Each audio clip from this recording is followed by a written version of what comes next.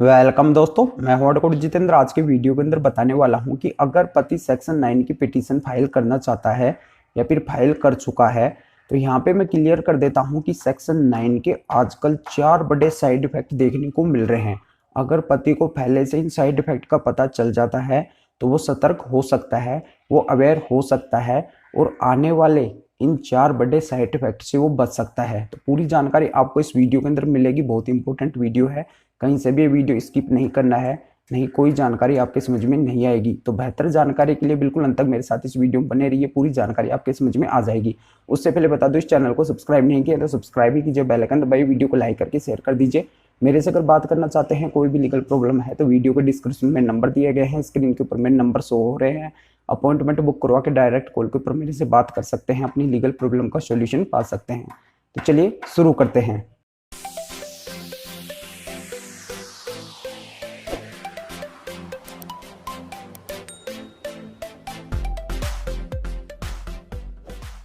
तो दोस्तों यहाँ पे मैं क्लियर कर देता हूँ कि अगर पत्नी पति को छोड़ के चली गई है, वो आ नहीं रही है, तो पति को बस इसी बात का पता होता है, उसको बस इसी बात का ज्ञान मिलता है कि वो पत्नी को लाने के लिए कोर्ट से सेक्शन 9 की पिटीशन फाइल कर दे। तो यहाँ पे वो करता भी ऐसा ही है। और यहाँ पे मैं क्लियर कर देता हूँ कि आजकल सेक्शन 9 की पिटीशन के 4 बड़े साइड इफेक्ट देखने को मिल रहे हैं। अगर पति को पहले से ही इन साइड इफेक्ट का पता हो जाता है तो यहाँ पे वो सतर्क हो सकता है, वो अवेयर हो सकता है और उसके फ्यूचर के अंदर जो प्रॉब्लम आने वाली है सेक्शन 9 को लेके, तो उनका वो डट के सामना कर सकता है और यहाँ पे वो सेक्शन 9 फाइल करने से भी बच सकता है। तो यहाँ पे कौन कौन से साइड इफेक्ट आते हैं? तो पहला साइड इफेक्ट तो ये आता है कि अगर आप सेक्शन 9 की पिटीशन फाइल कर रहे हैं तो आपको एक वकील करना होगा, उनकी फीस पे करनी पड़ेगी, आपको पिटीशन ड्राफ्टिंग बनवानी पड़ेगी, आपको एविडेंस भी लाने पड़ेंगे, जिससे आपका काफ़ी समय बर्बाद होता है, आपका पैसा भी बर्बाद होता है।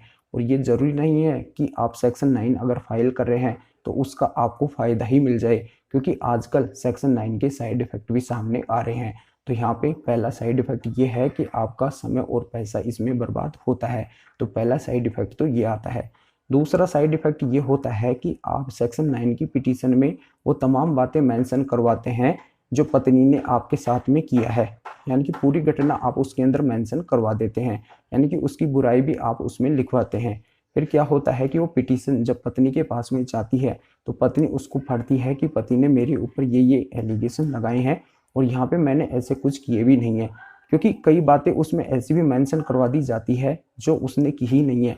तो यहाँ पे उससे पत्नी के ऊपर साइड इफेक्ट पड़ता है, वो गुस्से में हो जाती है और यहाँ पे वो क्या करती है कि अपना होमवर्क वो तैयार कर लेती है, यानी कि वो फ्यूचर में केस करने के लिए अपना ग्राउंड मजबूत कर लेती है, क्योंकि उसको तो पता चल ही चुका है यहाँ पे पति सेक्शन 9 के जरिए से उसके ऊपर एक एलिगेशन की तरह ही यूज कर रहा है, सेक्शन 9 को एक एलिगेशन की तरह ही यूज कर रहा है, उसके ऊपर एलिगेशन ही लगा रहा है, उसके ऊपर ये बातें उसने लिखवाई है। तो यहाँ पे पत्नी पहले ही अवेयर हो जाती है और वो अपना होमवर्क यानी कि अपना ग्राउंड पहले से ही मजबूत कर लेती है, वो अपने एविडेंस जुटा लेती है, अपने विटनेस जुटा लेती है, जिससे फ्यूचर में उसको कोई प्रॉब्लम नहीं आए।